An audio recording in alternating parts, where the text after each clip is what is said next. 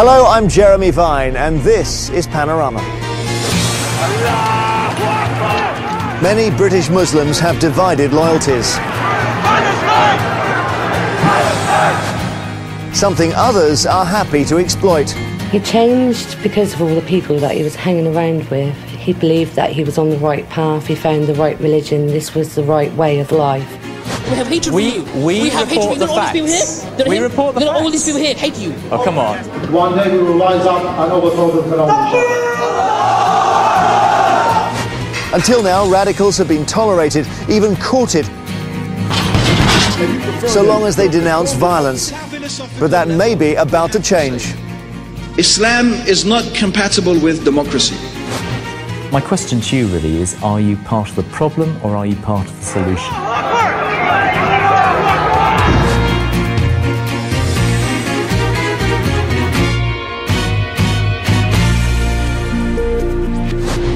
Britain's Muslims feel picked on and spied on, apparently. At the same time, we're told the threat of terrorism is still severe. And just because there hasn't been a major incident since 7/7 certainly does not mean that threat has gone away.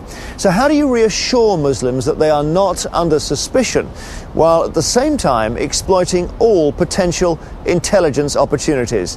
It's not easy, as Richard Watson now reports.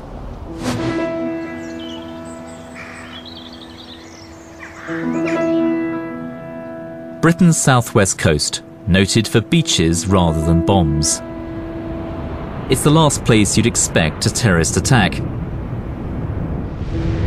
But on May the 22nd last year, Nikki Riley, a 22-year-old convert to Islam, walked into a packed family restaurant in Exeter and tried to commit mass murder with a homemade bomb.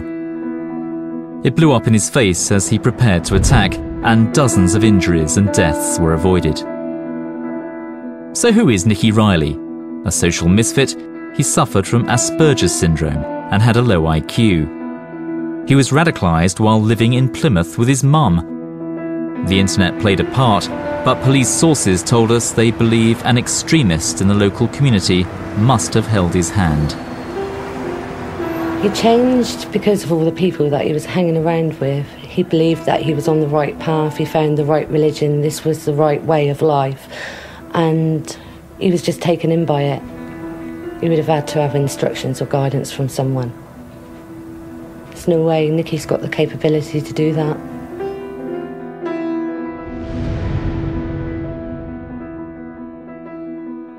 Hello, Richard. Good to see you. Good to see you. This senior policeman is driving policy to prevent young Muslims like Riley from becoming radicalised. Preventing violent extremism is an agenda that binds us, it doesn't divide us. Yes. Sir Norman Bettison believes that working with local Muslim leaders is vital. And if they know anything, Al-Qaeda is a brand. Al-Qaeda is a virus. And what we're trying to do in policing terms is identify those who would be susceptible to that virus. We can't do it ourselves, we've got to do it with the community. So we're really trying to get upstream in stopping the vulnerable schoolboy of today presenting himself as a martyr in 6 years' time. The big prize, then, is to persuade Muslims to volunteer intelligence. This is vital against a background of continuing support for extremist ideology. I've been investigating the rise of extremism for the BBC for 8 years now, since before the 9/11 attacks on America. It hasn't always been an easy ride. Hang on, no problems. No problems. Okay, no problem. That's cool, no problem. No, Okay, no problem. okay. Back in 2004, before the London bombings, these extremists were open about their contempt for democracy and their praise for Al-Qaeda. When the two planes magnificently went through those buildings. Killing of innocent civilians, we can't be right. It can't be right according to you. According to you, it can't be right, okay? According to Islam, it's absolutely right. He's the one in love with it or he's the one in hate? The group I filmed, Al Mahajiroun, was led by Omar Bakri Mohammed. He's now been banned from the UK. Break the psychology of the occupiers by hitting back in their own homeland. New legislation means extreme messages like these are against the law. Extremists may be more careful now, but their fight against the British state goes on.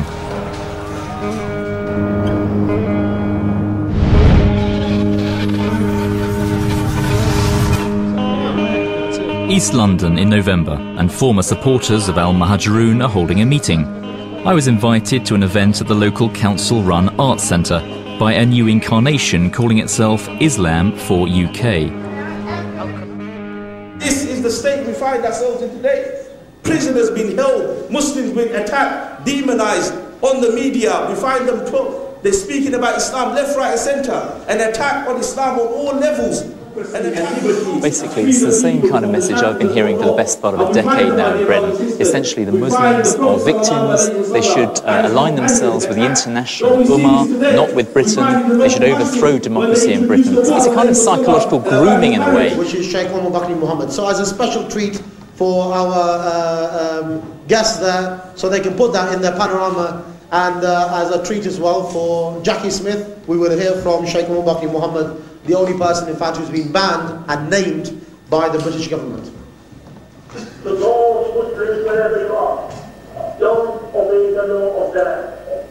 Do not obey man-made system.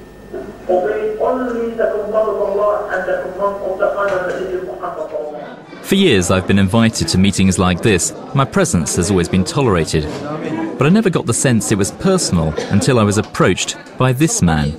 I remember all your... How am I an enemy of Islam? I remember all your recent programmes being very favourable towards Islam Muslims. No, they've been neutral. They've been factual. In particular, The mood quickly became more aggressive. You're a liar. I think you've got to tone down. You're enemy to Islam Muslims. Okay. You're a liar, yeah, and you're a fabricator. That's really? your job. Is that right? That's your job. Yeah. You know it, and he even knows it. Check it. It's according to you, paranoia. Sheikh Omar Bakri Mohammed, according to you, Anjem Choudary are the godfathers of terrorism. Where's the evidence? You have none. Yeah. You don't have any, Richard. I think you've got it. I'm surprised you were invited to this conference. Lower the tone. Lower the tone. Look, all of us here have hatred for you. Yeah. Why? We have hatred for you. We have hatred for you. Don't all these people here? We report the facts. All these people here hate you. Oh, come on. Come on. They hate you, Richard. Well, why did Anjem Choudary invite us? If they saw you in the dark anyway, they might see you. That's a threat. Is that a threat? That's not a threat at all.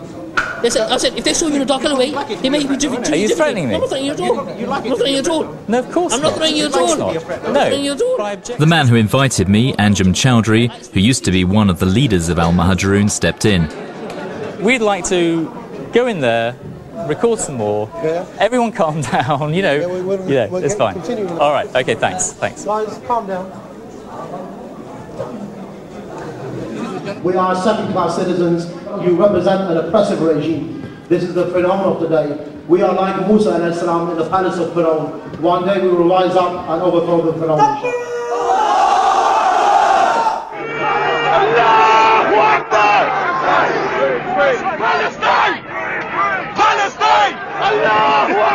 MI5 and the police fear that support for extremism remains high, fanned by events in Gaza and elsewhere. Run, you swine! The recent Israeli attacks against Hamas created a surge of anger on British streets. Peaceful marches were at times exploited by those who support violence. Behind every potential terrorist lies a grievance. So take a sense of grievance, take some influence, some external influence, either a personal influence from another person or an influence through the internet, and you've got a cocktail then of someone who could move from being aggrieved to wanting to be violent and carry out terrorist offences. Those running counter-terrorism policy fear this anger, combined with a distorted version of Islam, is fueling extremism. They argue that influential preachers who persuade the young to reject British values make matters far worse. Sheikh Khaled Yassin is one of the stars of the preaching circuit. He doesn't support terrorism, but has radical views. There's been no evidence that has surfaced, no bona fide or irrevocable, irrefutable evidence that